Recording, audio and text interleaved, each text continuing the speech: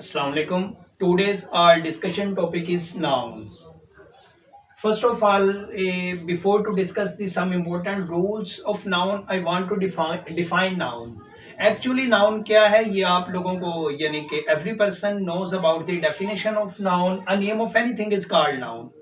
किसी भी चीज के नेम को नाउन कहते हैं. It may be name of person as Ali, it may be name of place as book, it may be name of thing as pen, and also it may be name of feelings, name of emotions, name of the things which we can't see, which we can't touch, जिनको हम छू नहीं सकते, जिनको हम देख नहीं सकते. तो इमोशंस का जो नेम है उनको भी नाउन कहते हैं.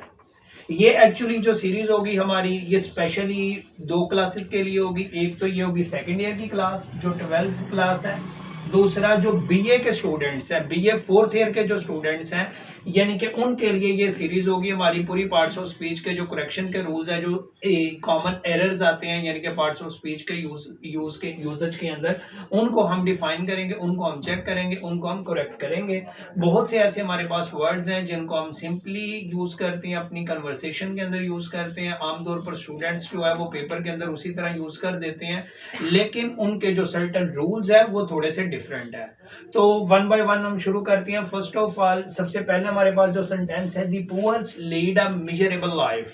अब यहाँ पर जो वर्ड है दी पुअर्स, रिच और पुअर, ये दो वर्ड्स ऐसे हैं कि जिनकी जो प्लूरल है एस या ईएस लगाकर नहीं बनती. मीन्स के इंग्लिश के अंदर हर वर्ड की प्लूरल बनाने के लिए हमारे पास एक ही रूल नहीं होगा. There are different rules for different words. Rich और पुअर की अगर हमें प्लूरल बनानी है तो रिच और पुअर की प्लूरल क्या होगी, हम उनके साथ आर्टिकल दी मेंशन कर देंगे तो वो उनकी प्लूरल होगी. मींस जब उनके साथ आर्टिकल दी आ चुका है, अब पुअर के साथ मजीद किसी एस या ईएस या किसी और सर्टेन किसी भी लेटर की जरूरत नहीं है. The poor lead a miserable life. It is a correct sentence. If we say the poor, the riches, then it will be wrong sentence. Next sentence है हमारे पास, द वेजेस ऑफ सिन और हेल. वेजेस का क्या मतलब होता है? Wages का मतलब होता है बदला. वेजेस का मतलब होता है सिला. तो अगर वेजेस से मुराद विर्चू या सिन का सिला हो, नेकी या बदी का सिला हो, उस सूरत में हमने इसके बाद वर्ब या हेल्पिंग वर्ब सिंगुलर का यूज करना है.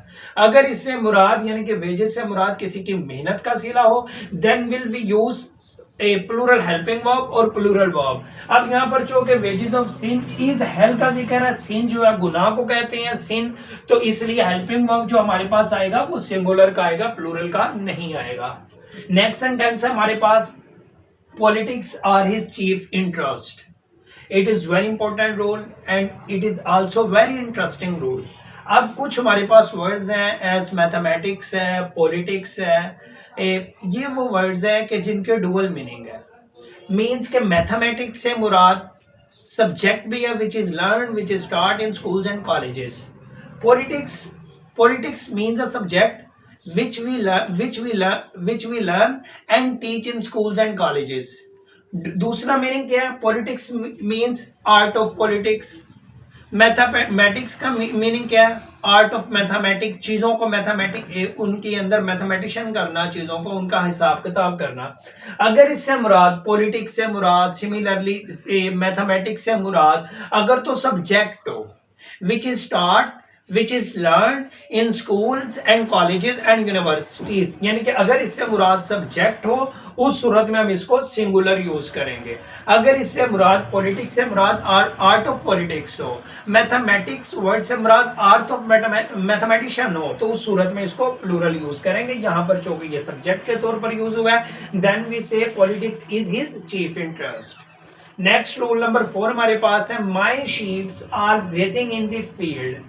कुछ वर्ड्स है हमारे पास जो कलेक्टिव नाउन के अंदर आते हैं. एज कैटल है हमारे पास, इसी तरह क्राउड है हमारे पास. शीप्स की प्लूरल जो है एस लगाकर नहीं बनती. इफ यू से शीप, शीप है खुद इटसेल्फ अ कलेक्टिव नाउन. इसके अंदर ये खुद ये वर्ड हमें बता रहा है कि यहाँ पर यानी कि कोई एक की बात नहीं की जा रही. तो my sheep are grazing in the field, the sentence is correct.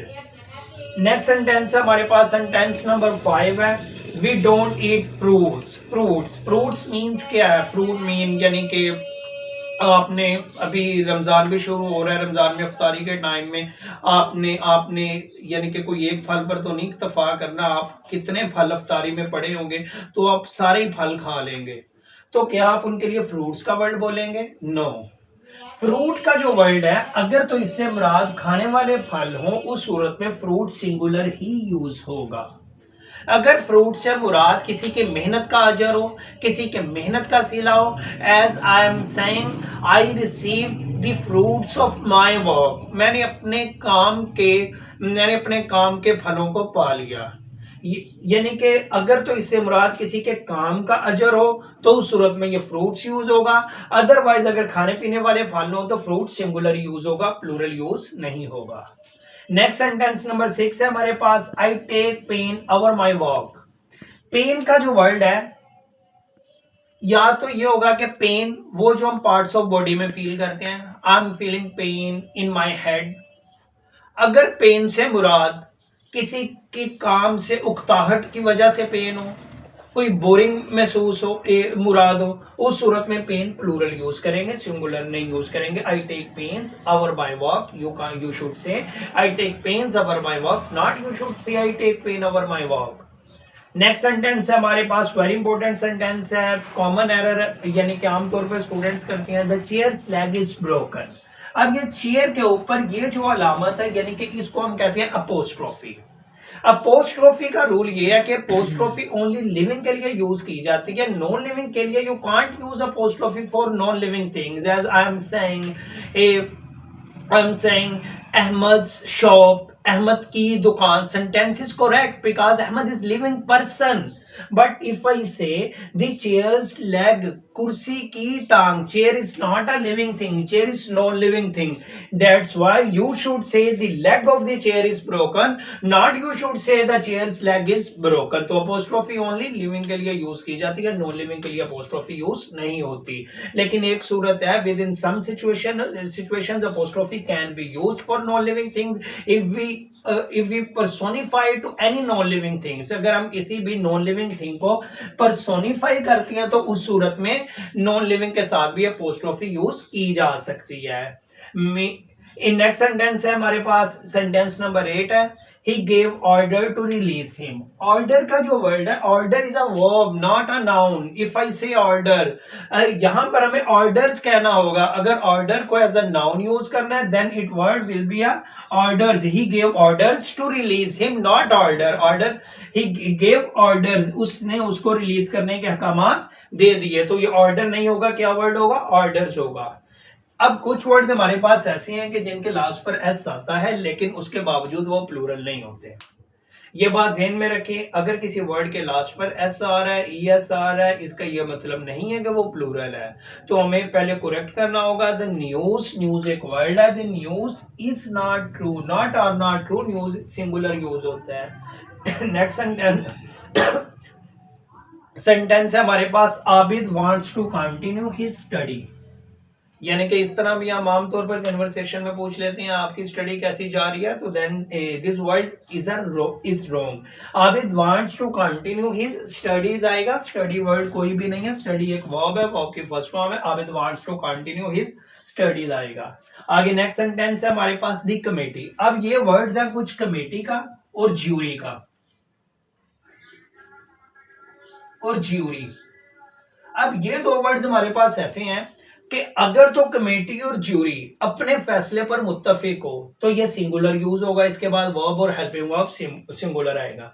लेकिन अगर कमेटी या ज्यूरी डिवाइड हो जाए, यानी कि कुछ पर्सन्स कुछ ओपिनियन रखते हैं, सम अदर पर्सन्स डिसएग्री, कुछ दूसरे जो पर्सन है वो उनसे डिसएग्री करते हैं, तो इस सूरत में इनके बाद प्लूरल वाला हेल्पिंग वर्ब यूज होगा। क्योंकि यहाँ पर कमेटी डिवाइड हो चुकी है, इसलिए सेंटेंस आएगा हमारे पास, the committee are dividing on this matter. क्योंकि कमेटी डिवाइड हो चुकी है इसलिए ये प्लूरल में यूज होगा। तो ये हमारे पास ने नाउन के कुछ सम इंपॉर्टेंट रूल्स जो कि हमने डिस्कस किए। इसके अलावा जो फर्दर रूल्स हैं वो भी हम नेक्स्ट सीरीज में डिस्कस करेंगे।